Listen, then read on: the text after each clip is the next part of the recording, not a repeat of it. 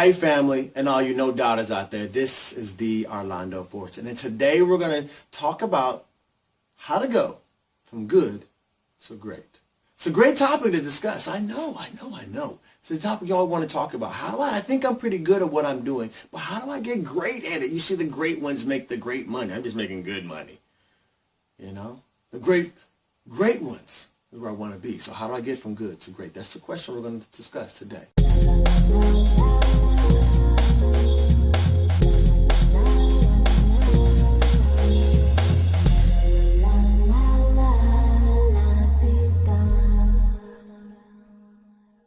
So going from good to the great, how are we going to do this? I'm going to talk about this subject based upon some things that happened in my life when I was in athletics, specifically in baseball. So all you people who are not baseball fans, don't worry about that right now. We're talking about how to go from good to great because it seems like such a daunting task.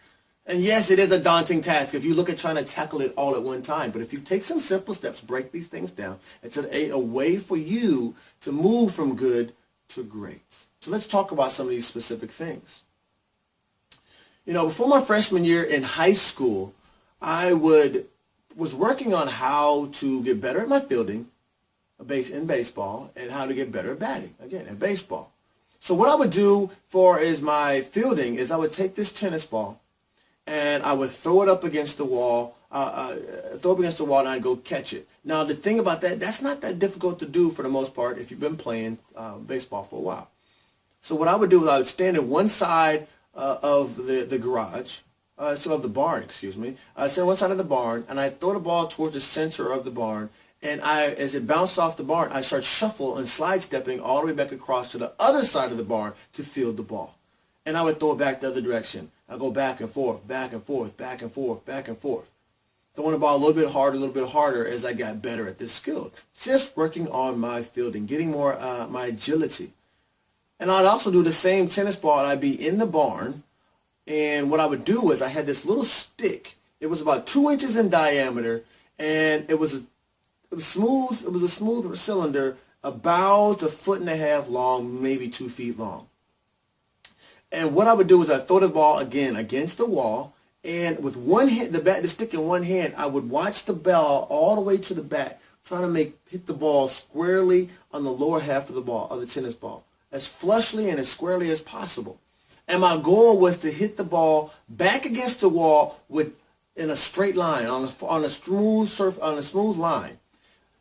And hit the wall no lower than my knees, but no higher than about 1 foot above my head. If I did that, I knew I'd hit the ball solidly, and it was a line drive. These are the type balls I wanted to hit consistently. These are the ones that can get you the most amount of hits, the best chance of getting a hit. So that's what I did for myself. Now, how many of you have taken opportunity trying to get better in some area in your life, and you start working on these drills? You may have seen them on TV, you may have seen somebody else doing, you may have gotten some suggestions by somebody else that helped them in an area, and you just started working on those drills. Maybe it was talking about writing your own book, so you decided, all right, I need to start writing a book, so I started writing on these different techniques, different skills, such as today I'm going to write about a story about cars. Tomorrow I'm going to write a personal story. The next day I'm going to write this story. So you're doing these drills on your own. You just want to get better, so you start taking the initiative to get better in some area. I know some of you have done that. And you've seen yourself go from good to very good. But you were still lacking in that area, right?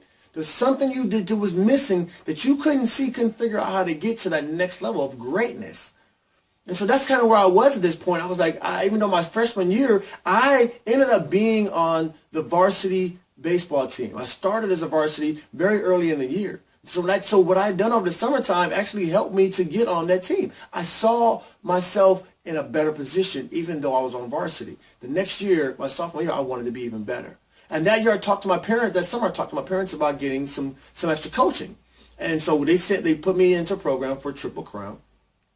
It was a area out here towards in the woods. I had to drive all the way out there about 35, 40 minutes from my house through the woods on the county line roads and all this stuff to this big warehouse. And in this warehouse, it was set up specifically just to get better at baseball, to figure out how to get better at this sport. So I went in there and I talked to the coaches about getting better at fielding and getting better at hitting. Once again, these are the two areas I wanted to work on. So the coaches had me do some fielding drills. They had to hit the ball to me, saw my fielding. They watched me for a while, and they watched do the same thing with some batting, threw the ball, threw some pitches at me, and watched me swing and so forth. And from there, they decided, all right, these are the specific drills I want you to work on to improve in this area of your fielding. We're going to first improve on your footwork. Then we're going to improve on getting your arm in position in the right area. And then we're going to work on your accuracy. These are the specific areas we were going to work on, not just go work on in general drills, specific areas they wanted me to work on. And my batting, I had pretty decent hand-eye coordination. It was good, a very above average hand-eye coordination. But are you able to read the pitches? Are you able to see the rotation of the ball? Are you able to time yourself, keep your bat and your balance together so that you can have the maximum amount of force when you hit the ball? So these are the drills. They had me specific drills to work on these specific areas. And as I progressed and improved on one area, they introduced the next area to me. Footwork, then moved on to to my arm positioning, and then on to my accuracy.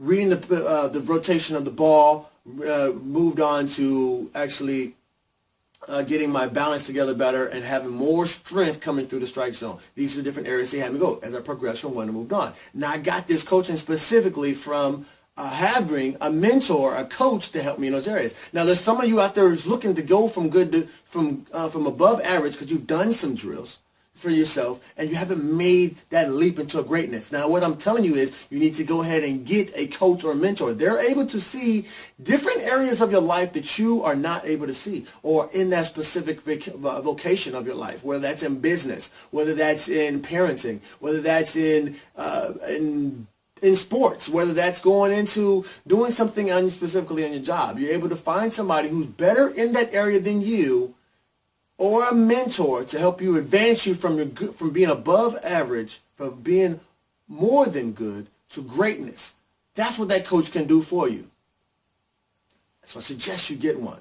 Now here's what happened to me in that last year. After my sophomore year, going into my junior year, I didn't keep on at it. I got the big head. I've already started getting recruited and scouted because of how much I've been doing, how well I've been doing in high school and performance and so forth. So I started getting this big head. I started getting a car, and I started feeling myself a little bit, right? So I started chasing the fun stuff more because I figured, all right, I got that kind of handle. I worked, but not as hard as I had been.